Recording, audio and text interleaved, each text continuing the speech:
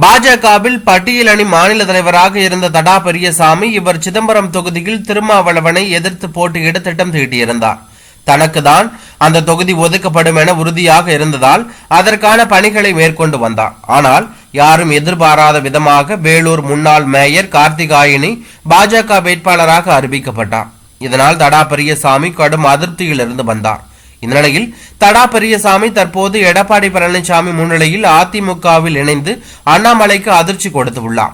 அதிமுகவில் இணைந்த பிறகு செய்தியாளர்களுக்கு பேட்டி கொடுத்த தடா பெரியசாமி சிதம்பரம் நாடாளுமன்ற தொகுதி பொறுப்பாளராகவும் பட்டியல் சமூக அணியின் மாநில தலைவராக இருக்கும் தன்னிடம் எந்தவித ஆலோசனையும் நடத்தாமல் வேலூரிலிருந்து ஒரு பெண்மணியை அழைத்து வந்து வேட்பாளராக அறிவித்துள்ளார்கள்.